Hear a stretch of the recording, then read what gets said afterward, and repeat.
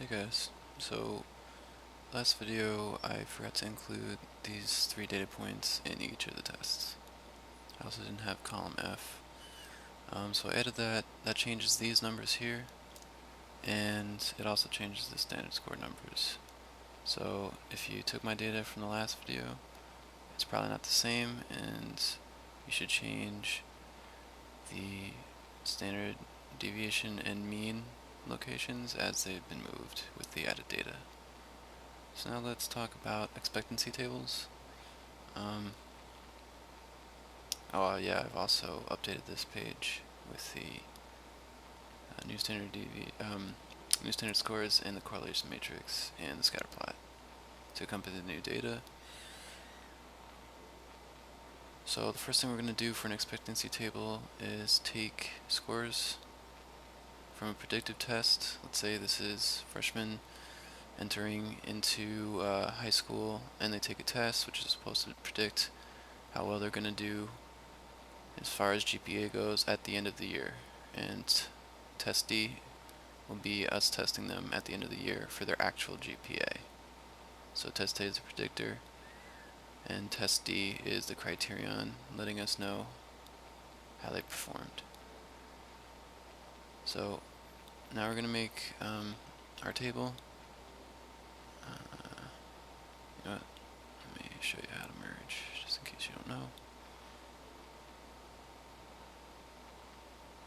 So our table, just make a little heading, test A as a predictor for test D.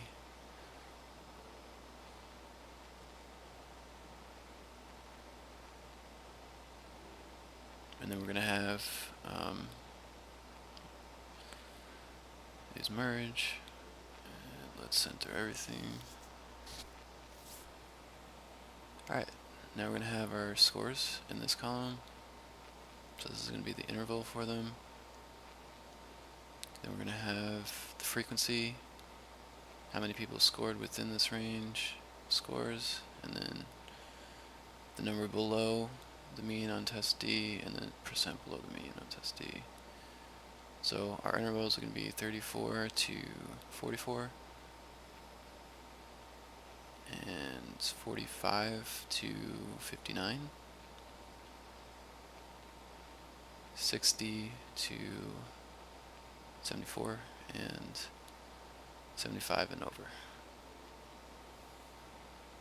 So the next thing we're going to want to do is to color code the scores for test A.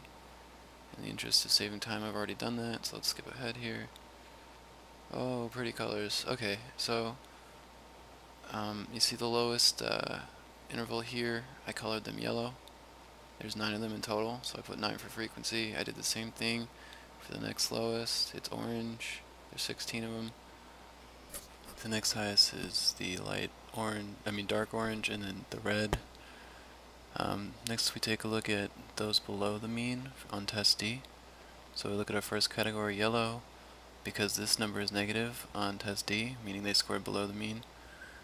We're going to count them up and put them in that column. These last two guys scored exactly on the mean. So that means 9 of the 9, we have 7 scoring below the mean on test D. We're going to do the same thing for this next category. Just count them all up, see which ones are actually below. And it turns out to be 7, so 7 of those 16 below the mean. Then the last two didn't have any. Last thing you're going to do is calculate the percent, which is simple. 7 over 9 times 100 is 77.77%, and 7 over 16 times 100 is 43.75%. So now let's take a look at our correlation matrix again, and we see that A and D are very highly correlated, 0.82, so it's not a surprise that these numbers come out the way they do. Take a look at the mean for test A. It falls in between this interval here, so we wouldn't expect all of the ones in that interval to fall below the mean anyway. So what we can say is test A is a good predictor for their GPA at the end of the year.